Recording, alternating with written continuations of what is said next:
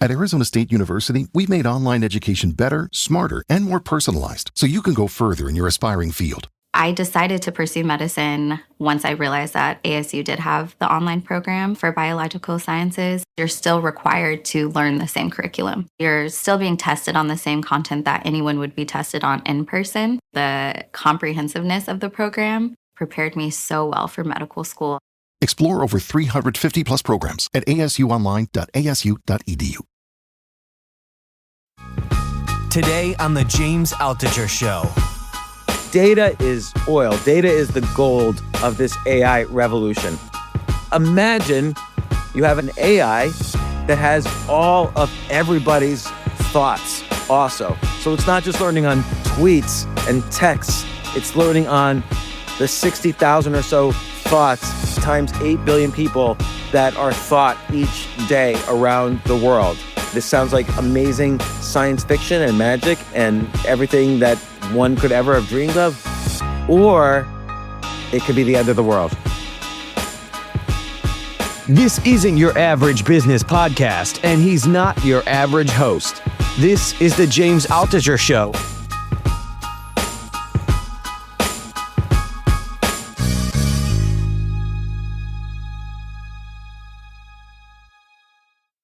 So something just happened, which for the first time really makes me question whether AI is going to be a utopia or a dystopia or even what's called a newtopia. So a utopia is a perfect society. A dystopia is where technology is used by government or corporations to control everyone, sort of like 1984 or the Hunger Games. And a newtopia is somewhere in the middle where a government tries to use technology to make a perfect society, but really they're controlling things and are corrupt behind the scenes. And look, I'm an optimist. I tend to think that every advance in technology is worthwhile to society. There's going to be bad consequences, but the good consequences will usually outweigh the bad. So nuclear energy is a great example where, of course, the consequences are devastating on nuclear energy. We've seen this with the 2 droppings of nuclear bombs in Japan in World War II, but also nuclear energy could potentially make cheap energy for the entire world.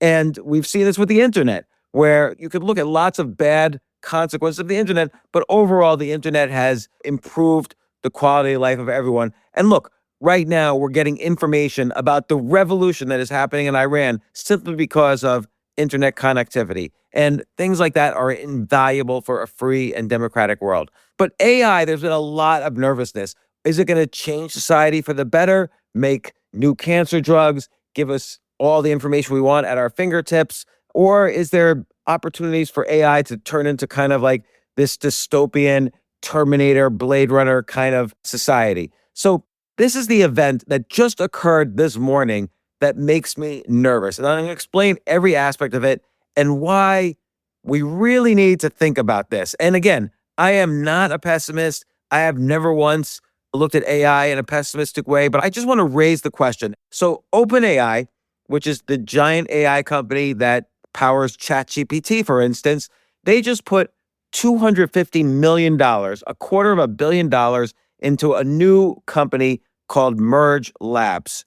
And so before I describe all the details of this, there's a couple of things that already are weird. First off, OpenAI itself just raised $20 billion.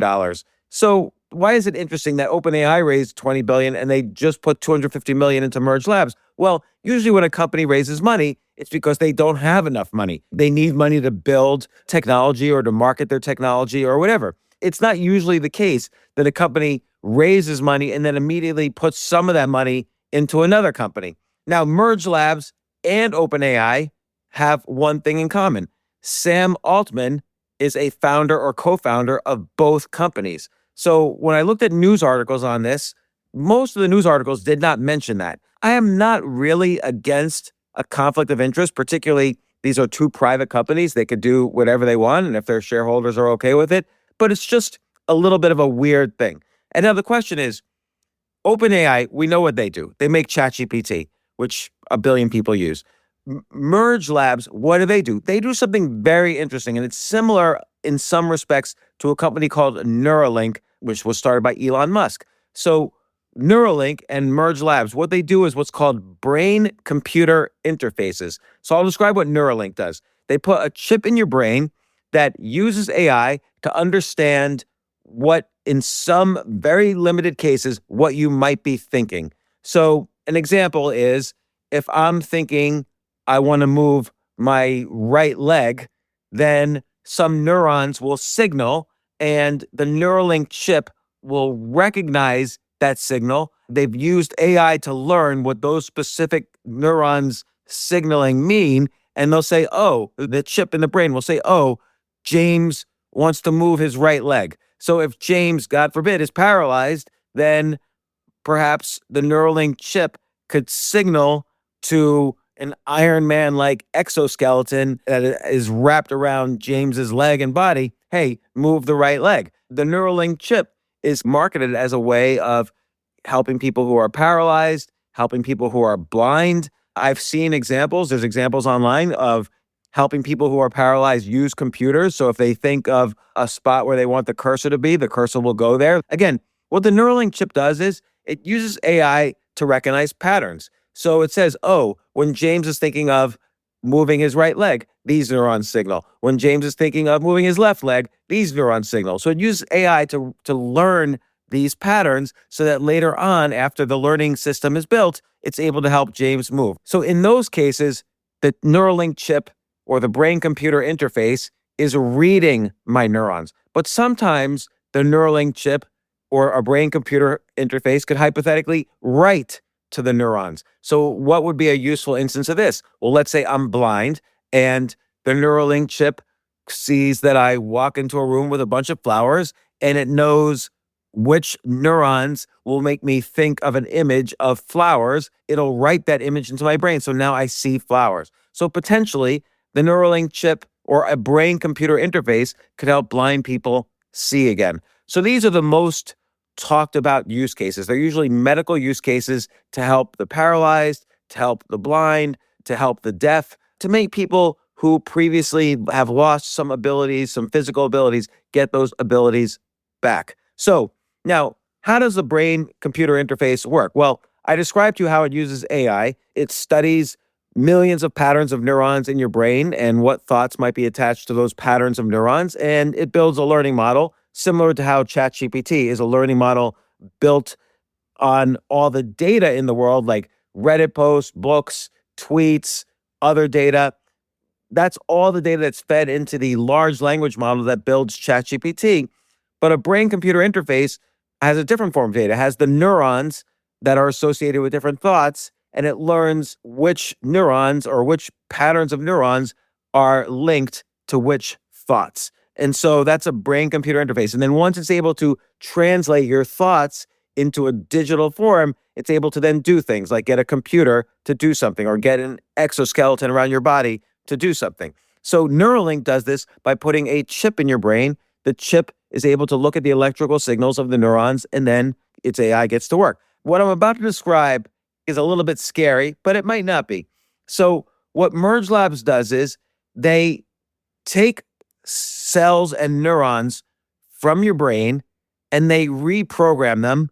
So genetic engineering is a field that's been around for 20 years. You could look up technologies like CRISPR on how to edit genes. They change the genes in your neuron to be more sensitive to ultrasound. Then, how do they get these neurons back in your brain? Well, they put the new neurons into a virus. The virus puts these neurons back into your brain. And I might be getting this a little bit wrong, but at a 10,000 foot level, this is what's happening. A virus is injected into you that puts these genetic engineered neurons back into your brain. That aspect is correct. And then what it does is it puts a device that's very sensitive to ultrasounds on the base of your skull. What they claim is that Neuralink is invasive. They're putting a chip into your brain, whereas Merge Labs is non-invasive. It's all biological. The neurons, yes, they are genetically engineered. Yes, they are put back into your brain via a virus, but it's still normal biology. There isn't a foreign invader like a chip that's sitting in your brain. Instead, they have a small ultrasound reading device kind of attached to the base of your skull. So it's outside of your body. It's outside of your brain. And when it wants to know what you are thinking, it basically sends ultrasound signals to these genetically engineered neurons that respond accordingly. Almost like the genetically engineered neurons are like sleeper cells inside your brains that wake it up when they get the right signals from the ultrasound device that is attached to your skull. If the device is looking for, oh, what is James thinking? Well, now it is able to listen to these new neurons in my brain that are very sensitive to the ultrasound signals that the device on my skull is sending to the neurons. So this all sounds like science fiction, but it's very real. This is a real company started by Sam Altman, who also, runs OpenAI. They just got $250 million from OpenAI and a few others.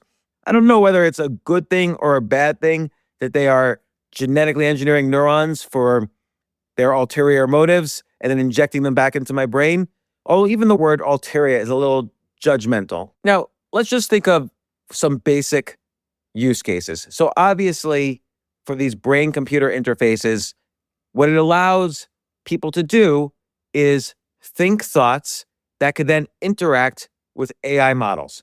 So we've described some of the medical uses. I could think, I want to move my right leg. And even if I don't have a right leg, if I have an electronic or a computer right leg, like Iron Man does, or the Bionic Man does, then I could think I want to move my right leg, and then it will move the right leg. The other thing it can do is a very simple thing. I can control digital devices with my brain. So for instance, if my brain-computer interface is on the internet and my thermometer is on the internet, then in the middle of the night, when I wake up, if I'm too hot, instead of getting up to turn down the thermometer, I could just think, I want the thermometer to go down, and it'll go down. I'm giving a simplistic example, but I can control any device. I could turn on the oven, turn on my car just by thinking, and I could turn on the TV. I could switch channels. Let's get a little bit more sophisticated. I could start playing games just with my thoughts. I saw a video of someone actually playing online chess just by thinking, not actually moving the cursor. Or I could look things up on Google. I could look up information. Or thinking about the AI aspect, what do you usually ask ChatGPT during the day? So let's say somebody is talking to me about, I don't know, Abraham Lincoln's The Gettysburg Address. I could have OpenAI in my brain. I could have ChatGPT in my brain summarize the Gettysburg Address, and I could think to myself, give me a smart response that criticizes what this guy is saying about the Gettysburg Address, and it could come up with that thought for me. Or, ChatGPT knows every kind of psychology and persuasion technique. So I could say, given that my boss is saying A, B, C, and I want to raise, what should I say back? And ChatGPT could put the thoughts in my brain of what to say back, word for word. So this is an example, again, of both reading my thoughts and also writing to my thoughts, because sometimes I don't want to just control devices. I want to also get information. And so that's the writing. So another thing is communication. So instead of me going to a computer and typing an email, I could think, oh, I want to talk to Bill. I want to send this message to Bill. Here's the message. And the message goes through the brain-computer interface, goes on the internet, goes to Bill's brain-computer interface, and then goes to his brain. And now Bill has got a message from me, and he could send a message back. Guess what? That's normally called telepathy. But as Arthur C. Clarke, the author of 2001: A Space Odyssey, is famous for saying, any sufficiently advanced technology is indistinguishable from magic. So what we now call telepathy, for all we know in just a couple of years, is going to be real science and real technology that people are doing every day on a global basis. It's instant global communication from brain to brain. So another thing potentially is immersive gaming. So if it could write thoughts to the brain, now let's say I don't want to be in my home, I want to be climbing Mount Everest. Well, it could write thoughts that, I could be in a game which writes thoughts to my brain-computer interface, writes thoughts to my brain, and now I'm climbing Mount Everest. So that's a little more sophisticated than anybody is capable of now, but the future eventually arrives. So that's what's going to happen. And, again, in terms of human to human communication, maybe it goes beyond thoughts. I can share my emotional state with somebody, or I can share an enormous amount of information with somebody, like, oh, give my therapist my entire childhood in one brain dump. So on and on. But what could be a little nerve-wracking is there might be subtle ways to influence or persuade someone of things. If you could truly write thoughts, and if there are neurons which are related to your political preferences, which there probably are, to be honest, we don't really know. I mean, we're going to learn a lot more about neurons as these technologies develop and which neurons are associated with which kinds of thoughts.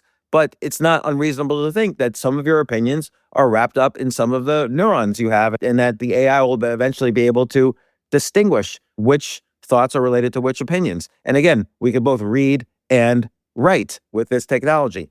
But what does OpenAI hope to get out of putting $250 million into this? Well, this ultimately is the real future of AI, which is not just me sitting at my computer and tapping to ChatGPT and getting an answer. That's old school. Eventually, people are going to laugh. They used to actually type into computers to ChatGPT.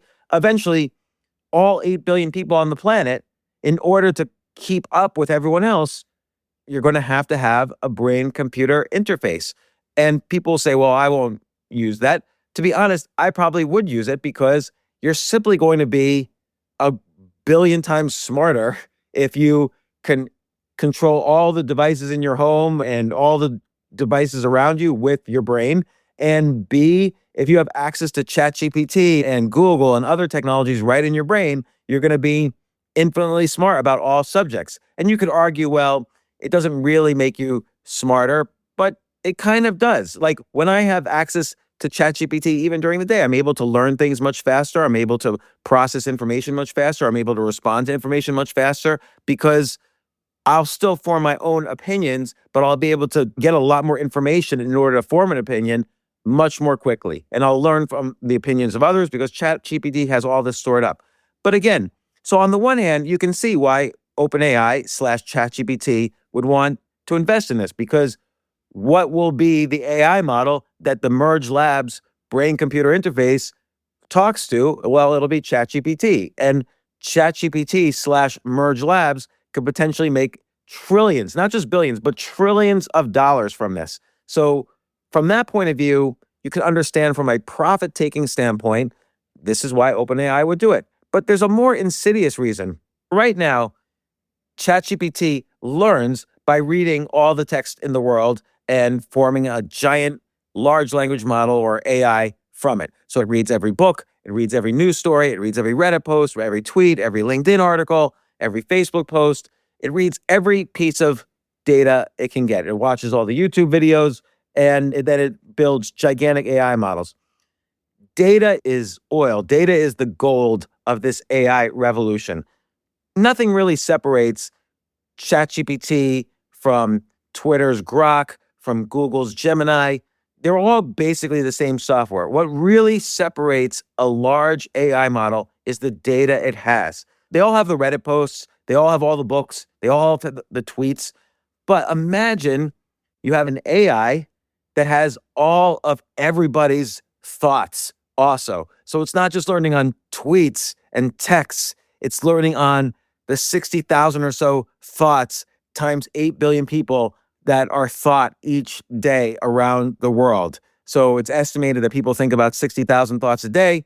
There's 8 billion people. Multiply that together, and that's how many thoughts there are per day, every day. And imagine an AI that is learning on everybody's thoughts every single day. Look, it's using that to get better. So it could better service people who, for instance, have medical needs, or better service people who have real positive use cases for an extremely smart AI model. But again, there's the obvious questions about privacy. I won't get into that. And there's also the questions of, do you really want an AI to learn on everything you do? You might not, and maybe that will never be fully possible, and maybe there will be settings so you can turn that part off, but it's going to have to learn on some of your thoughts in order to get good enough to read your thoughts to be useful. So where that border ends and where the border begins, where, hey, this is a little inappropriate, remains to be seen.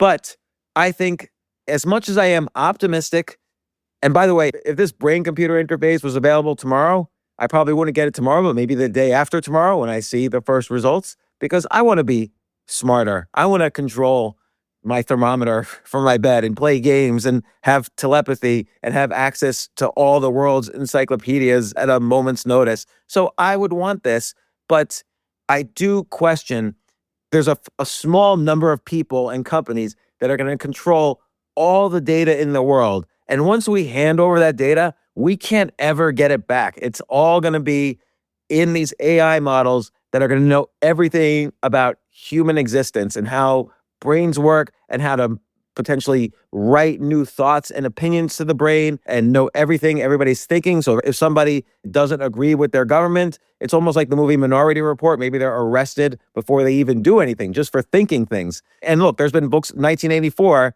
there is all this discussion of thought crimes. And so this has been predicted by science fiction writers for the past century. So that's it. That's the news. And what's scary is that news like this is happening more and more frequently. To conclude, I'm an optimist. I'm hopeful. I'm excited. This sounds like amazing science fiction and magic and everything that one could ever have dreamed of. Or it could be the end of the world.